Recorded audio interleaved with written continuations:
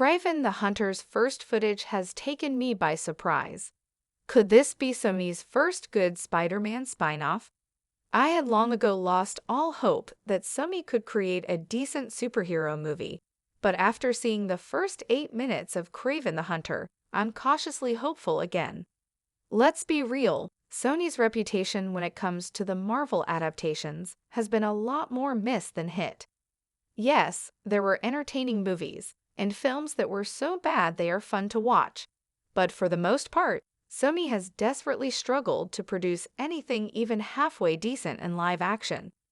Of course, it's a totally different story when it comes to the Spider-Verse movies, but with shockingly terrible movies like Morbius, Madame Web, and Venom.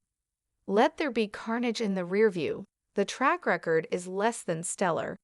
I was excited about Venom, The Last Dance, but even that felt like nobody checked in to see if the movie was coherent or halfway sensible. But with Sony's confident marketing move for Kraven the Hunter, could this finally be the first good Sony live-action superhero movie?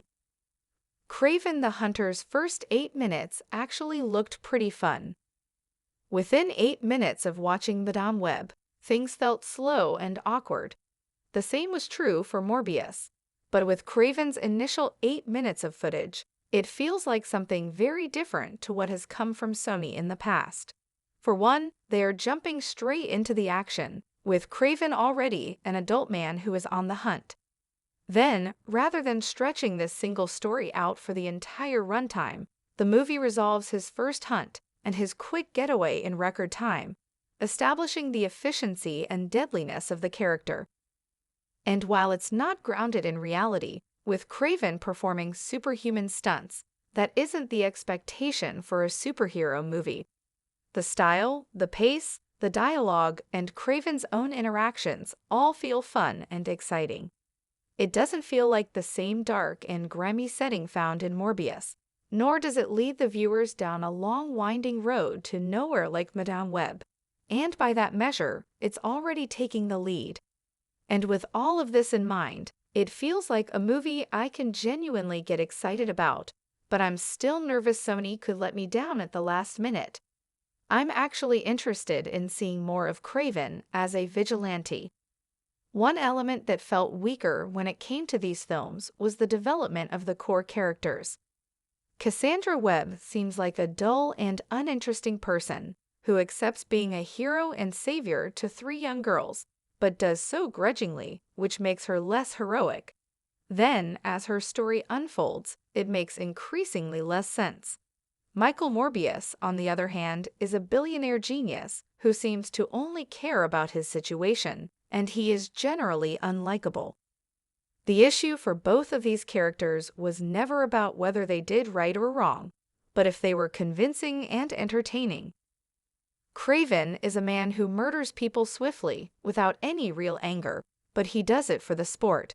His aggression is animalistic and a tool to further accomplish his goals, and the 8-minute preview shows this aspect of the vigilant with extreme efficiency. He is a genuine character, pursuing a genuine passion and emotion which never really materialized for the other Sony Spider-Man universe characters. But with Kraven's new focused direction, could this be the beginning of a new chapter for the SSU? The first 8 minutes looked good, but will the full movie work as well? But there is one huge caveat. Kraven the Hunter's first 8 minutes managed to powerfully and concisely bring this character to life in a way they have never been seen before. Aaron Taylor Johnson clearly got the character and was able to channel that in his performance. But there is a lot more time to go than just the first 8 minutes. The movie needs to take the pace and momentum established in the first 8 minutes and extend that throughout the entire thing in order to really sing and be deemed Sony's first great superhero movie in live action. Typically, I have never had the biggest issues with the acting of the SSU, more the writing, direction, and editing. While the 8-minute sequence gives a sneak peek at what to expect in the movie, it is very possible that those are the best 8 minutes of the runtime, and it is all downhill from there. Despite this, seeing the excitement and pride that Johnson has in introducing this clip, it feels as though there may be hope yet. So I will approach Kraven the Hunter with cautious optimism, and I hope for once Sony can absolutely nail the movie.